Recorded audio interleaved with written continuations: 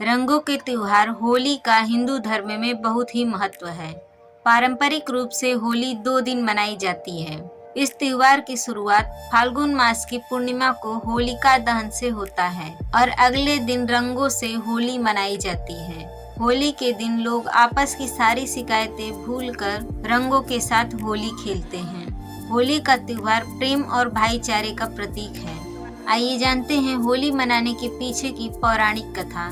नारद पुराण के अनुसार आदि काल में हिरण्यकश्यप नाम का एक राक्षस हुआ करता था। उसे भगवान से यह वरदान प्राप्त था कि उसकी मृत्यु न तो इंसान के हाथों और न ही जानवर के हाथों होगी। उसे न तो दिन में और न ही कोई रात में मार सकता है। उसे न घर में और न ही बाहर मृत्यु प्राप्त होगी। इसी वरदान के कारण वो स्वयं को ईश्वर से भी बड़ा समझने लगा। उसकी यही इच्छा थी कि लोग केवल उसकी पूजा करें। प्रजा तो उसके डर से उसकी पूजा करती थी, परंतु उसका पुत्र प्रहलाद परम विष्णु भक्त था। उसका सारा दिन प्रभु की आराधना में ही बीतता था। भक्ति उसे उसकी माँ से विरासत के रूप में मिली थी।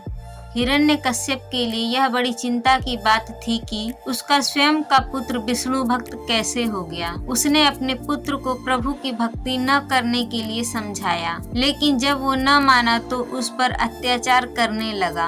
अथक प्रयासों के बाद भी वह सफल नहीं हो सका। हिरण्यकश्यप के अत्याचारों को सहने के बाद भी प्रहलाद ने पूजा अर्चना नहीं छोड़ी। तब राजा चिंतित होकर सोचने लगा कैसे प्रहलाद को भक्ति मार्ग से हटाया जाए। उसने अपने पुत्र से कहा, प्रहलाद मैं सर्वशक्तिमान हूँ, इसीलिए मेरे होते तुम किसी भी भगवान की पूजा मत करना। लेकिन पिता के जाते ही प्रहलाद फिर से नारायण जी की पूजा में लीन हो जाता। कई बार समझाने के बाद भी जब प्रहलाद नहीं माना तो हिरण्यकश्यप ने अपने ही बेटे को जान से मारने का विचार किया। कई कोशिशों के बाद भी वह प्रहलाद को जान से मारने में नाकाम रहा। बार बार की कोशिशों से नाकाम होकर हिरण्यकश्यप आग बबूला हो उठा। इसके बाद उसने अपनी बहन होलिका से मदद ली, जिसे शंकर भगवान से ऐसी चादर वरदान में मिली थी जिसे ओढ़ने पर अग्नि उसे जला नहीं सकती थी। हिरण्यकश्यप ने यह तय किया कि होलिका चादर ओढ़ के चिता पर बैठ जाए और उसकी गोद में प्रहलाद को बिठा दिया जाए।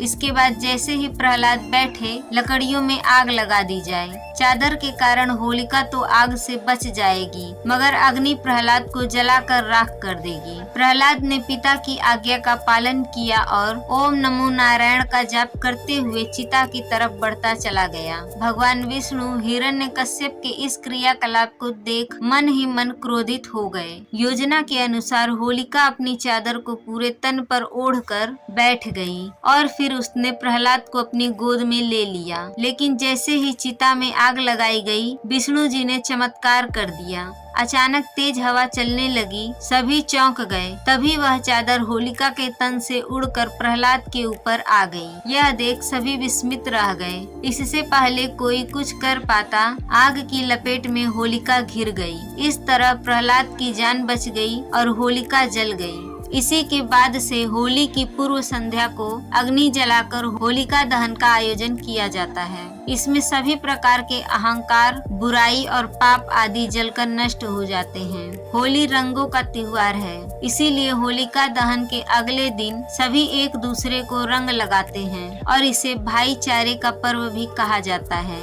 मित्रों, यदि आपको इसी तरह की धार्मिक कथाओं को देखना पसंद है तो हमारे इस चैनल को सब्सक्राइब जरूर करें और वीडियो को लाइक, कमेंट और शेयर करना न भूलें।